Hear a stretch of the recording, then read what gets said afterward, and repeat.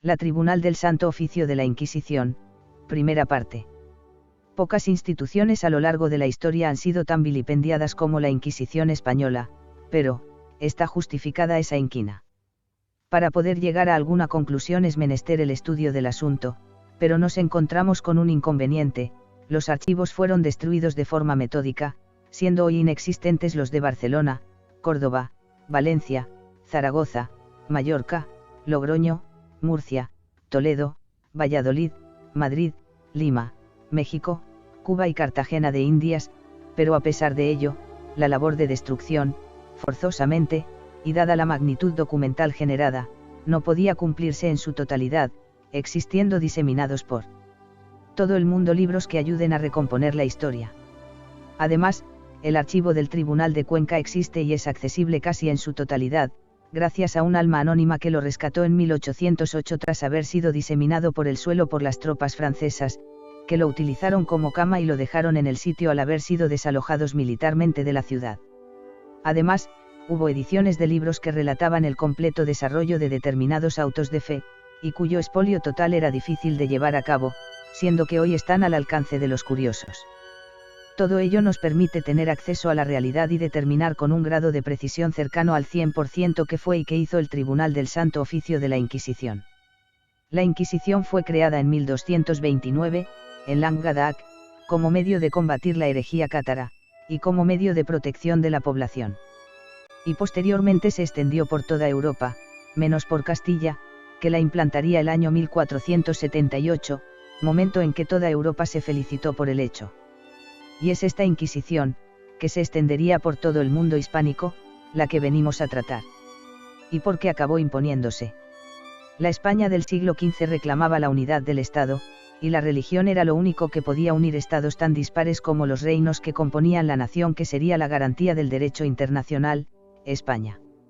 En esos momentos, un atentado a la religión era observado como un atentado al Estado. Algo nada nuevo, por cierto, siendo que con la nueva Inquisición se garantizaba una paz social desconocida en otros lugares, y era un claro elemento vertebrador. Tengamos en cuenta, por ejemplo, que en esos mismos tiempos, la guerra de religión de Francia causó muchas más muertes que todas las Inquisiciones juntas. Igual ocurrió en Alemania. España salió prácticamente ilesa de esta plaga gracias a la Inquisición. También es necesario considerar que el empleo de la fuerza para combatir a los disidentes ha sido algo corriente en todas las culturas y confesiones. Basta pensar en la intolerancia de Lutero contra los campesinos alemanes, que produjo decenas de miles de víctimas, o en las leyes inglesas contra los católicos, o en la suerte de Miguel Servet, quemado por los calvinistas en Ginebra. Hay que decir, para ser justos, que ese era el trato normal que se daba en aquella época a casi todos los delitos. En esto coincidían tanto Lutero como Calvino, Enrique VIII, Carlos I o Felipe II. Y fuera de Occidente ocurría algo muy parecido. ¿Qué diferencia a España, y a la Inquisición, de todos ellos?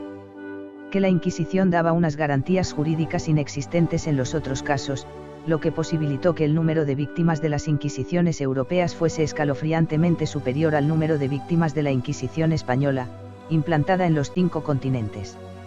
Los motivos que indujeron a la instauración del Santo Tribunal se hunden en las últimas décadas del siglo XIV y en las primeras del XV, cuando eran constantes los alborotos. Los años que precedieron el reinado de los reyes católicos no fueron precisamente tranquilos, y los artífices de la unidad nacional se propusieron zanjar la cuestión con un instrumento que lograría calmar todos esos excesos. Durante todos estos años, las confrontaciones, también doctrinales, se prodigaron. Pablo de Santa María, antiguo rabino mayor de Burgos, argumentaba en 1432 a favor del cristianismo, sin fomentar odio alguno contra sus antiguos correligionarios, que le respondieron considerándolo traidor y apóstata. El siglo continuó con esas tiranteces. Finalmente resultó aprobado el Santo Tribunal por el Papa Sisto IV el 1 de noviembre de 1478, pero no comenzó a actuar hasta 1480, no contra los judíos, sino contra los falsos conversos del judaísmo, cuyo nombre, marranos, es una derivación de la palabra judía maram, justamente aplicada por los judíos militantes a quienes renegaban de la religión maseica. Sin embargo, y a pesar de no actuar nunca contra los judíos, la Inquisición ha sido presentada como una institución de persecución racial. Esa creencia se ve manifiestamente negada por la realidad de la ingente cantidad de personajes que trufan la historia de España, y que desde el mismo Fernando el Católico llevaban sangre judía. La Inquisición no entendía de sangre, sino de sentimiento, y si en algún momento llegó a exigirse estatuto de limpieza de sangre, aparte de no tener explicación, tampoco se llevó a rajatabla en toda la institución ni en todas las instituciones del Estado. Y es que contra lo que comúnmente se cree, el Santo Oficio no juzgaba judíos, musulmanes o gentes de otras religiones, sino que procesaba a católicos, libremente bautizados como tales, que renegando de la fe retornaban a sus cultos y llevaban un catolicismo aparente. Juzguemos con la mente del siglo XVI. Antes de la existencia del Santo Oficio, los apóstatas, como en toda Europa, eran sancionados por las autoridades civiles con pena de muerte por hoguera, lapidación, o decapitación, así como con la confiscación de sus bienes.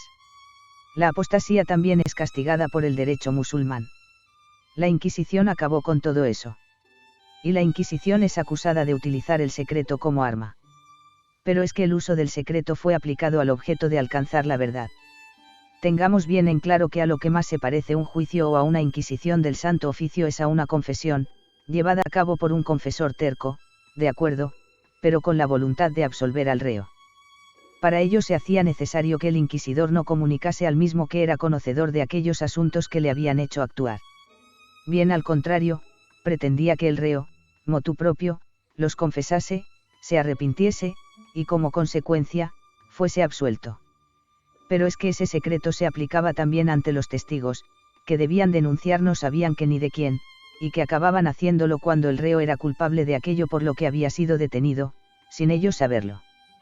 Cuando menos, método llamativo, que tenía el objetivo de proteger tanto al reo, del que previamente se conocía con certeza su culpa, como a los propios testigos, que de otro modo eran perseguidos por los herejes.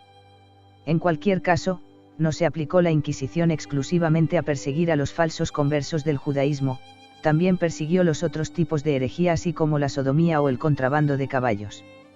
Hemos dicho que los reos eran culpables de aquello que eran acusados, y es que la Inquisición no procesaba a nadie de quien no estuviese segura de su culpabilidad, ya que antes de proceder contra él había sido meticulosamente estudiado su caso, que se había producido, no por una denuncia, que nunca podía ser anónima, sino por varias denuncias efectuadas por personas distintas, o por pública actuación herética. También procesó a inocentes, cierto, entre ellos a Carlos I, por poner un ejemplo. Y a Santa Teresa de Jesús, por poner otro ejemplo. Y resultaron absueltos.